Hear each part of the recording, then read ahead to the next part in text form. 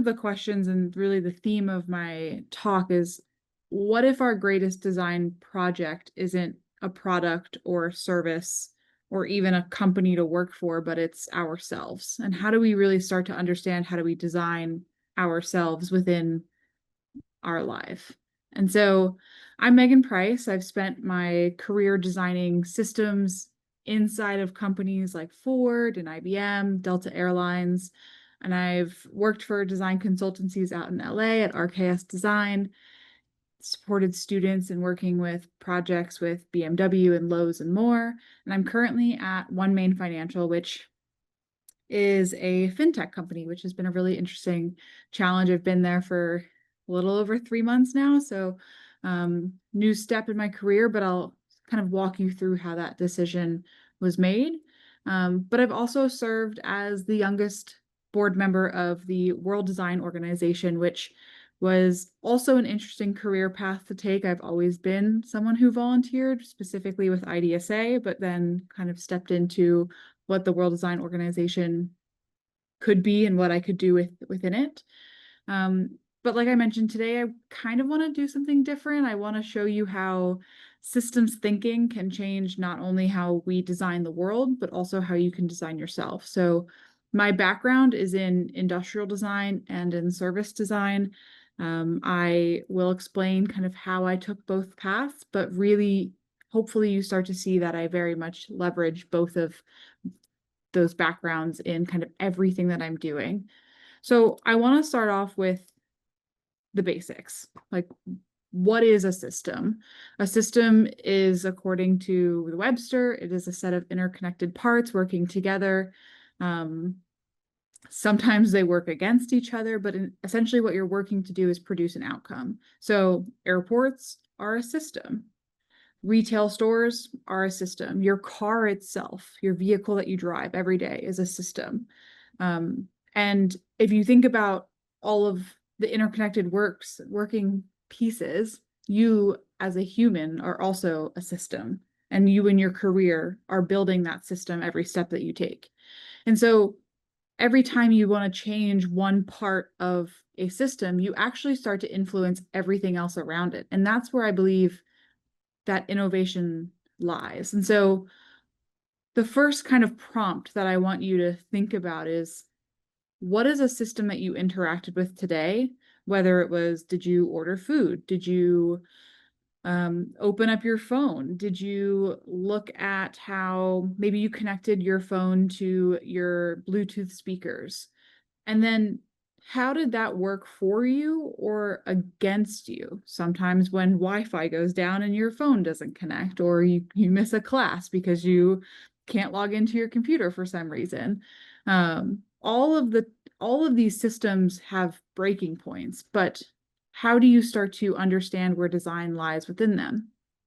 And when we start to really break down systems in design terms of what we as designers kind of interact with every day, it really gets broken into what I think of as kind of 4 parts. So you have your physical products, your physical spaces, which could be like your interior design, your industrial design.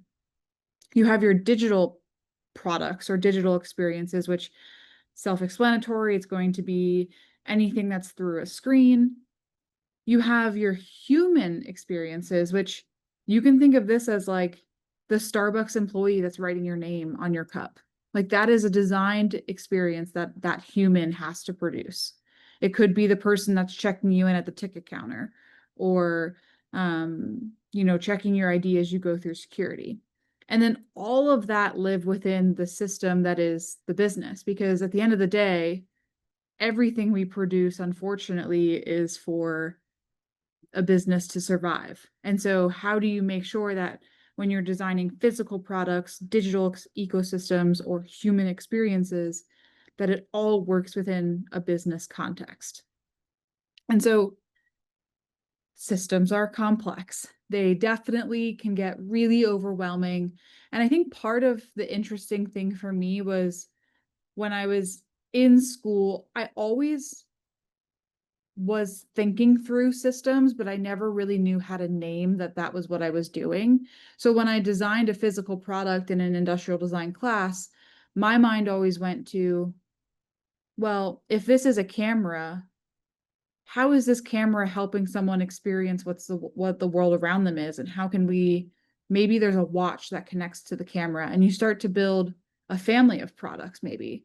Well, that family of products is essentially a system. And so what happened is, in my industrial design degree, is I ended up always designing families of products and not really knowing why that was such a path for me. And then when I discovered service design, things started to click that within service design, you're looking at not only what the customer is experiencing, but how are all of the products, physical, digital products, producing or putting on said service? And how do the humans interact with that in any shape or form? And so really starting to uncover and build this language that there are roles out there and careers that exist that help people design within systems. So within that, talking through some examples, because sometimes examples are really helpful. And these are some examples that, while technically I am under NDA and I cannot share the extent of what I did, I'm hoping that you can read between some lines and connect some dots to understand kind of what I did without me explicitly telling you. So let's start with an airport. This is an airport lobby, and within the airport lobby, obviously there is a business system that is working. So you have that outer ring that I have labeled for business. And essentially what's happening is, when you think about business metrics within a system, you're thinking about, if I can get people through security faster, then they're enjoying and they're buying more things in maybe the restaurants or the stores that exist kind of near the gates. If I can get people to want to check their bags, I can produce more money by the fees of checking a bag. And so that's the business that exists within the lobby. Okay, so how does that work within the system? Well, we can start to pull apart, what are the physical objects within the lobby experience. So one of the circles is highlighting the desks. Well, if you were to change the desk in a lobby, you start to actually change how a human interacts with the bags that they're putting onto the belt, or how a human interacts with the customers. If you were to change the physical design of a kiosk, which I know as industrial designers, we all walk into lobbies and we're like, man, we really could design a better kiosk. Like, those things are kind of really ugly. I think we could all objectively pretty much agree to that. But what's really interesting is, if you change the design of the kiosk, now it might be, well, can you put more kiosks in the lobby? And is more kiosks actually better? Because more kiosks mean more people are standing around and clustering, where we actually want people getting through. So it's interesting to start to unpack what industrial design actually does within the system that exists within an airport lobby. So diving a little bit deeper, let's start talking about the humans that exist within a lobby. So we have two humans in this image.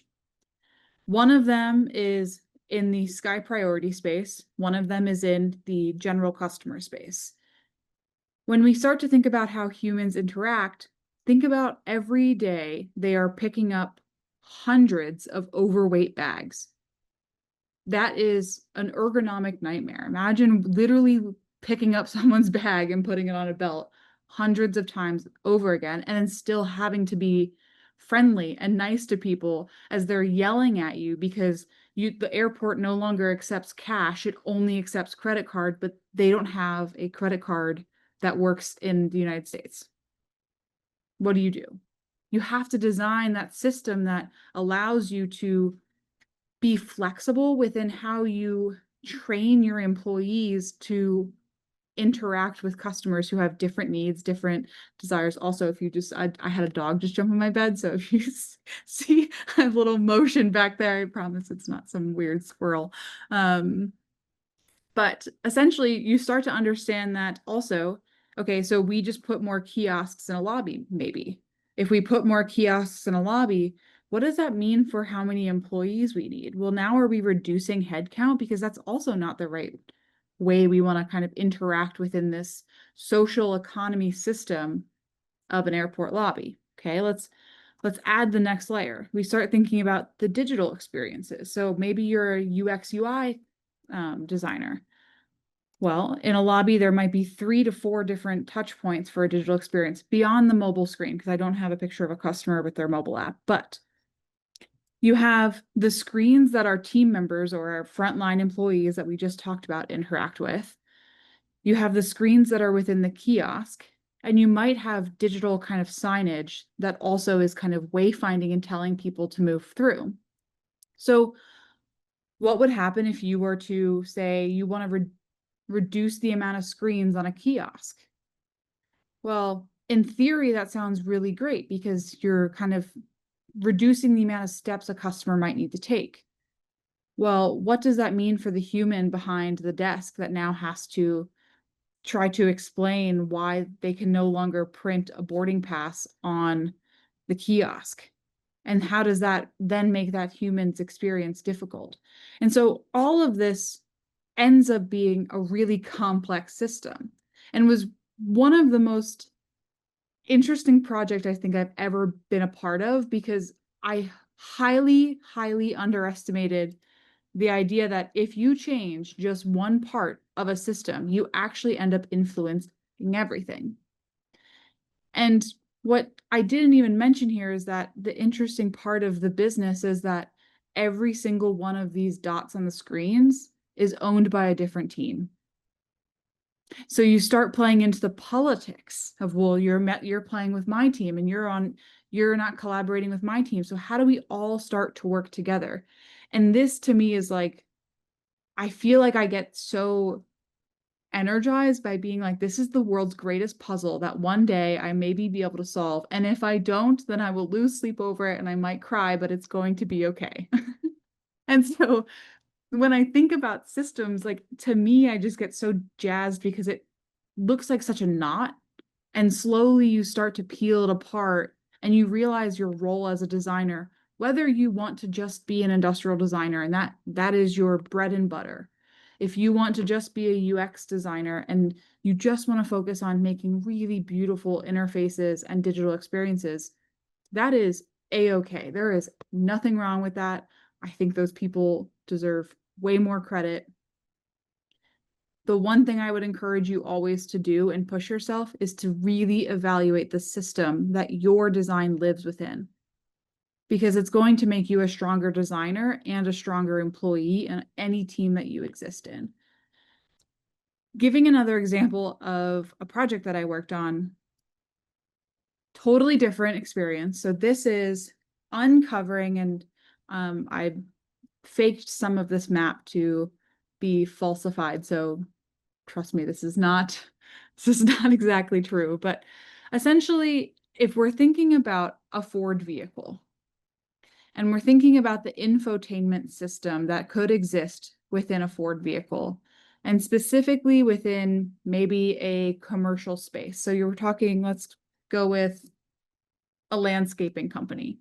They own maybe 50 vehicles and they have hourly employees that kind of drive these vehicles for them. Within the system that exists, the infotainment system that Ford owns, they have data from third-party businesses, which could be anything from advertisements to do they allow Spotify on their screens? Like that is all third-party data that exists within their infotainment system. They're also getting data from their employees being the landscaping employees, because there are softwares that kind of exist to track the data of your driving behaviors. Like, are you speeding? Are you slamming on your brakes? I mean, I think if most also insurance companies track this data for you if you're trying to get a deal on insurance. There's also business information where we know how many vehicles the landscaping company owns, what kind of vehicles they own, etc. And then there's just general the Ford and Ford Pro community that we own data on that could be anything from like subscription fees, etc. The interesting thing about looking at the entire system of data within the infotainment system is that when you start to cross-pollinate some of these, so what happens if you take Spotify information and mix it with some of the data that we can get on employees? So we know maybe an employee gets really tired and their driving gets quite sloppy at 4 a.m. when they're driving back. Could we partner with Spotify to automatically play a more energetic song? I don't know. When you start to think through what that could look like, you start to see where your journey map can come in and how you can start to play with different areas and how you're collecting data to create unique experiences. Now, within this, I think there's something interesting to dive into the fact that not every design has to be so complex where you're looking at the whole system and you're trying to understand where you can pull data from. But when you are really trying to push for innovation, I really do believe that innovation is really hard to get right now. I think most ideas exist. And so to me, innovation is where you can start to kind of intermix unlikely parts of a puzzle together to create something new. And so within being able to evaluate this very basic system of data, we were able to create new experiences where we can now, maybe you can map where all of your customers and employees are for the day. So now we can say, Max, you have these 4 customers today, and you have everyone's phone number. So if you're running late on customer 2, you can automatically send an update to customer 3. We have the data in the vehicle of how long it routes to that customer. So you can just send a note saying, you're going to be there in 5 minutes. We're on our way.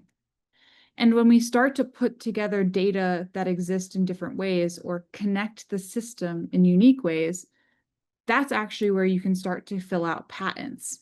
And to me, even when I just search patents, it was never something that I was really interested in school. I feel like it wasn't necessarily what people spoke about as like the goal of design. It was always, to me, patents always felt like more of an engineering goal. But in reality, what's really interesting in the design space right now is the idea of that patents actually hold a lot of weight for designers. And really what's missing in the patent world is systems thinkers, is this idea of people who can connect dots from different experiences, different points of view, and put them together to create a new experience. Essentially, you can think of that as like AI in some way, but you're manually doing it to innovate. The same way that AI does it to innovate, they're pulling from hundreds and thousands of data points to put together whatever you're asking. I believe that system thinking is really where innovation lies as designers, to be able to understand at even a different like top level view of what could a company like Delta learn from a company like Disney? How can we create experiences within Delta to become more magical, or to understand that Disney reinvented the way of waiting in lines and queuing? What does that mean for queuing at an airport? And so really looking across in the business world, how do you kind of set yourself up to think differently when maybe you're not always asked, but people always in my world have seemed to appreciate the saying and the ideation around creating new pathways for ideas to emerge and to also help the siloed teams, which I don't, most of my talk is not here to talk bad about the corporate politics that exist within the world. But I think thinking through things as a system has helped me really understand that silos don't have to exist. So when you read reviews that, oh, designers aren't respected from engineering or designers don't know business, well, that's a challenge for us to step into that. How do you understand the interworkings of why people appreciate certain skill sets over others? And to translate this, while I was busy kind of designing these systems to exist, I also realized in doing so, I was designing myself and I was creating a system for me as a designer who was designing systems for others. Really, this idea that they're so interchangeable, you and a system and the systems that you design, and how does that all come together? And so when people look at my career, they think of it as really linear. I went from SCAD to Radley College, where I was a semi-quasi teacher. I went to RKS Design in LA, to Ford, to IBM, to Delta, where I'm now at One Main Financial. But the truth is, it wasn't a neat ladder and it wasn't a line. And there were many parts of this where honestly, at every step, I was questioning, what am I doing? And where do I go next? And I never had peace in the fact that I just wanted to go work for a company just to like put the name on it. Like, I know that you can look across this and see big names. And I know that many people are like, oh, I want to work for Apple one day because Apple seems really cool. But I really started to question, to me, it's not about the title of the brand that I was working for, but it was really about how am I building myself as an ecosystem, and how am I starting to experiment with the different parts of this larger system that exist. And so when I was in college, I really loved building community. It was something that within my, you can ask my professors, probably ask Jake, who spoke recently with you all, that building community was a really big part of who I was. And that led me to doing things with the student chapter of IDSA when I was in school. And when I was in college, I knew that I never wanted to be a pure industrial designer. I knew in the classes that I was taking that I wasn't interested in 3D modeling. I wasn't interested in understanding materials and how they worked within the product to create a different form language. And so a lot of my mentors at the time were saying, okay, like, we get it. You don't want to be an industrial designer. You're not sure if you want to be a service designer. So like, what do you want to do? Like, how do you want to take your next step? What is this mission that you, so to speak, want to kind of step into? And so I quickly landed on this idea that I wanted to understand humans. And so what does that mean? How do you accomplish this goal of understanding humans? And that's where I started to say, okay, well, I'll take a design research job. Like, let me go see if I can do something where day in and day out, I'm understanding humans. And that's led me to RKS. Within understanding humans, I also wanted to continue to build my community aspect. And that led me to, okay, well, let me see what the Los Angeles chapter of IDSA needs and if there's something I can help in that area. And so now I was going from just building a community to I'm building two parts of myself. I still want to build a community, but I also want to understand humans. And from understanding humans, I started to question RKS. I was in a consulting role. And consulting is really great. I did really amazing projects. One of the ones I'm really proud of is the paper packaging for Lego bags that was out of RKS, really super cool project. But I was really sad to kind of hand that off and not know what happened for 3 years. And I think consulting is an interesting world. You'll see that I go back to it eventually in my career. But I wanted to kind of understand what design was like internal to a corporation. And so I started to look at which internal corporations would I want to go to also dive into research. Well, I've never been a car person, so it wasn't necessarily like, oh, Ford's going to be my number one company. But I started to question, like, well, it's interesting to think about how people move through space. How do people transport? And that's where I started looking at Ford. I was looking at other car companies, but ended up taking the design research role at Ford. When I was at Ford, I started to really question, how do I build on understanding humans and building community, but I feel like I'm missing something and I really want to start to understand business. Now, at this point, I'm probably 3 or 4 years into my career. I think if you were to ask any of my peers at RKS, I have been talking about wanting to get an MBA for a while, but not really knowing that like this was going to be the like design career path for me, but the language was starting to be produced. And so within understanding the business, I said, okay, well, I'm at Ford. Can I potentially switch to a business design role? Now, I've never heard of business design before I entered Ford. And luckily, I had a really amazing mentor who took a chance on me to help me grow into a new field. From being a business designer at Ford, I started to question, well, how do I continue to, I've left LA now, but I still want to build a community. And so I started getting more involved in the World Design Organization, but building up this program that we had as titled the Young Designer Circle.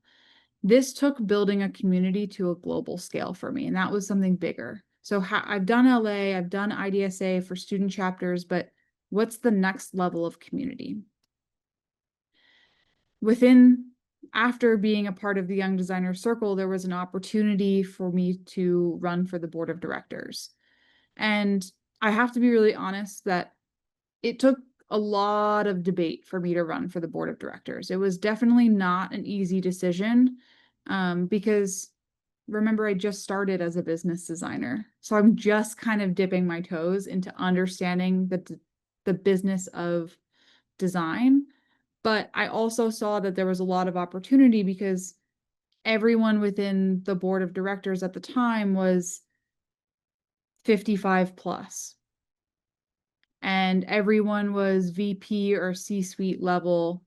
And I really wanted to say, well, I've already started building this community with the young designers, and we really believe that we can have a voice within the World Design Organization, which partners with the UN and partners with local governments around the world. And so I ran for board, I got on. It was one of the most incredible experiences, but it wasn't the end of my story. And so when I started looking at understanding the business, then I started to question the future of digital experiences. And I knew that I didn't want to go into this idea of just designing screens. That wasn't necessarily something that was of interest to me. And so I always wanted to stay within this like physical meets digital world. And that led me to being a business designer at IBM, really in the consulting space. So how do we take new business model ideas and create them in a way where we have digital technology that IBM creates, but sometimes our partners or the businesses that they work with want more physical experiences, which could be anything from a car. It could have been anything from public health responses, etc. And so within this, I was still building kind of these other areas by guest lecturing. I was mentoring, and I still wanted to understand business and the digital world. So I took the role at Delta. And really now at this point, I made the decision to step into One Main Financial and really that was because I wanted to understand the fintech world. I've done a lot of mobility, you could say, from Ford and Delta, and even at IBM, I consulted in that. But really, I've never worked on a digital specific team. And so to me, the challenge was taking this next role was really to understand digital experiences. But within this, I hope this kind of helps illustrate that my career was not meant to be linear. My career was that I was building these hubs of information that I wanted to grow in every step of the way. And this really helped me because many times in interviews, many times with just general networking, I get asked, well, wow, you've like worked for IBM, Ford, Delta, and One Main Financial. Like, what do you do? Like, why haven't you picked an industry? Why haven't you picked one title in your career? Why haven't you just been a researcher for the past decade? And I really struggled with that for a while. I really struggled with internally accepting that that wasn't my path. But when I sat down with other systems thinkers, they really helped me understand that I might not be linear, but I'm building pods of information that help me tell my story of me as a system. And that includes also, I mean, in my evaluation, what are my inputs? So, where am I getting inspiration from? Who are my mentors? Who are the people and things and places that inspire me to do my work? What are the kind of systems and processes that exist that I personally enjoy doing? Because part of this evaluation is, what do you actually want to do? I think there's a lot of stigma around, um, you know, people thinking that they have to do what others do and they have to get approval that if you're an industrial designer, you must love sketching. Like, okay, well, not everyone loves sketching. That's fine. And like, there's nothing wrong with that. And so part of this whole evaluation is, what are the processes that I love? I love affinity diagramming. I love building personas, like things that most people are like, that's definitely not for me. It's for me, and I accept that. And within that, I also start to look at what are my outputs. So, like I said, we're going to get a little interactive. So, get out your sketchbooks and let's start to really roughly work on this together. And I'm going to ask questions that my mentors asked of me.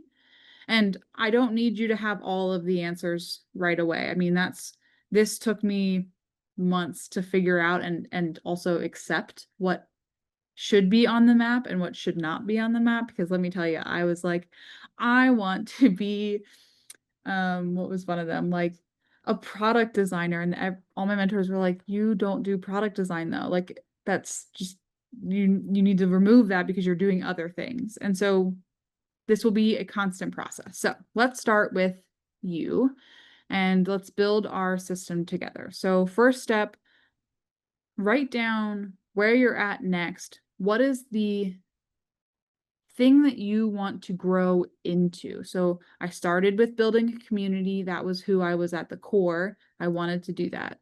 The first step that I wanted to grow into was understanding humans. Now, just jot some things down quickly. It does not need to be perfect. I'll give you a few minutes and I'll just keep chatting away while you guys write that down. But this is a process that you can also kind of repeat over and over again. Okay, so now that you have kind of your growth areas, let's write down, what are your inputs? So who are the people that mentor you? Who are the people that inspire you, but maybe you don't have contact with, you just kind of like watch them from afar? What are the websites that you go to kind of find inspiration, the books you read? All of these things are going to start telling you consciously or subconsciously what you're interested in. I think that was one of the things, like I was reading books about business and systems, but never claiming that that was something I wanted to do. And so just start to like evaluate it from a top level of, what are your inputs and the things that are feeding you?